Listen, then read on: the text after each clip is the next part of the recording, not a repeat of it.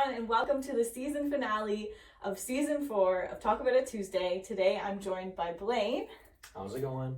Blayne is one of our volunteers here at the center, currently a student here as well. Yes. You kind of do it all here.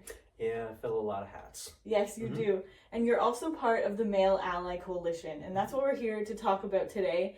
So tell me a bit about yourself before we jump into the Male Ally Coalition. Sounds good. So I'm originally from the West Coast, out on Vancouver Island in Victoria specifically. As Holly mentioned, I'm currently a college student. I'm in my final year studying child and youth care at Lambton College.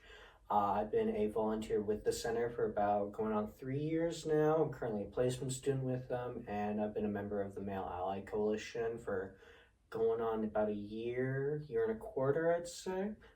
Otherwise, just for information on me, I'm currently working as a research assistant, currently helping develop programming on gender-based violence. So tell us, what is the Male Ally Coalition? So we are a group of male-identifying volunteers who came together as part of a committee run by the center here in Sarnia. And our aim is to provide conversations connected to gender-based violence and sexual-based violence, as well as provide support for individuals and advocate whenever possible. And why is it important to have male allies in our community? I would say, in my opinion, it's really important to have male allies to be able to model that understanding for more individuals to become involved in these conversations. When we recognize and when we're working with like a lot of young men specifically in our community, what I find is there might be interest to get in and ask questions about conversations connected to discrimination, gender-based violence, or sexual harm.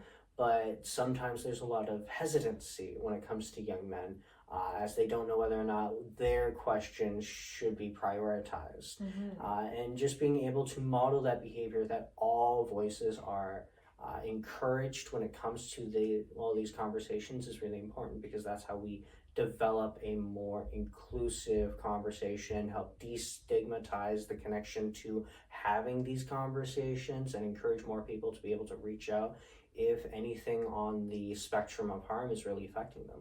That's amazing. And how can people join if they're interested? Yeah, they can reach out to us through our Facebook page, as well as, since we are overseen by the center here in town, you can always just reach out, give them a call, give them an email, and they can help pass along the information.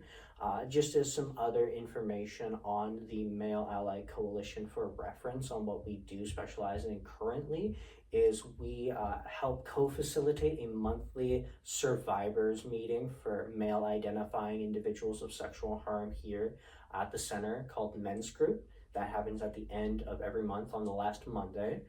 We also help provide OHL on-site training for recognized affiliate members of the Ontario Hockey League Association, and that aim is more directed towards building the recognition of importance between male and women respectful relationships when it comes to team-based plays, as well as we help provide local advocacy and conversations whenever possible, and we are aiming to provide on-demand presentations regarding gender-based violence, allyship, as well as sexual-based violence and other related topics when it comes to discrimination.